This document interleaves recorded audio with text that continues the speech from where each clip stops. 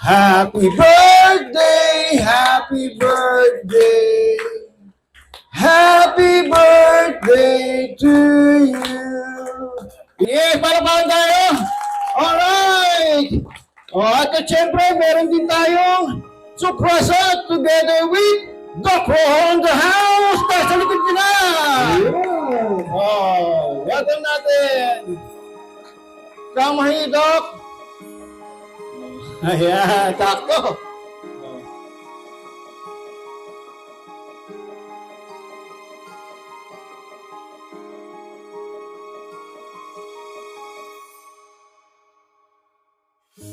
Kuya Amo, thank you.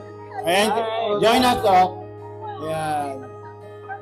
Wow, thank you so much. Yes. Kumpleto na ba, Doc, ang surpresa sa'yo? Oo. Ang surpresa namin kay Doc talaga, no? Yung mga patient niya, we let them know na talagang maswerte tayo sa ating generation today, together with Doc Bri, Doc Rocco, mga doktor na nagtatanggal ng maintenance. Okay? Maraming salamat. Hello everyone! Thank you so much sa pag-welcome. And Doc Bri, happy birthday! In behalf of the low carb community, I'm sure hindi lang ako yung nagpapasalamat na nandito na sa community natin. Community natin. And we keep on growing and we are getting stronger. And most importantly, because of your help, mas maraming nagiging help. Okay, so hindi lang yan isang tao. Sa kada pasyente na tulungan ni Doc Bri and Kuya Bibo, it's one person that can influence another family. Isang family na yun, meron niyang kabarkada, meron neighbors. So it's going to be widespread. It's a domino effect in a good way. So maraming salamat, Doc Bri. And happy birthday. And I think all of us agree na kahit 50 na si Doc Bri, surely he doesn't look like one. And siya lang ata yung tumatanda backwards. Nung una natin siya nakilala a few years ago, mas lalo siya naging mas bata tingnan ngayon. Yeah. Oo, and that's thanks to low carb fasting and fitness also. And hopefully, tayong lahat maging ganyan. So, Yes, bago ko table, naman, nakikitable naman si Doc Bri. I'm so thankful to all those who come and kay Kuya Amot for the place and events, no?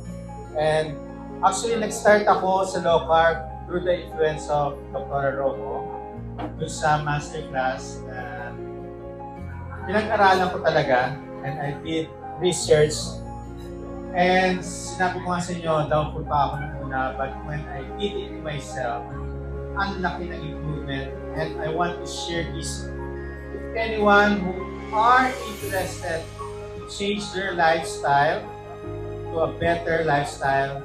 And very thankful po ako at si Dr. Grace Rohotan. And of course, hindi lang Dr. Grace Rohotan, sa aking coach, Kuya Bibo, partner ko sa pagbabantay ng mga pasyente, nandiyan sa tumutulong. And also sa mga low carb influencer, si Mr. Seth, hello, Tito Jay, ayan, mga influencer ko ng low carb. Talagang ang dami na nilang influence. And Sir Nino and Lucera, pag kailangan nyo ng lifting, ayan, WPG, you can message them.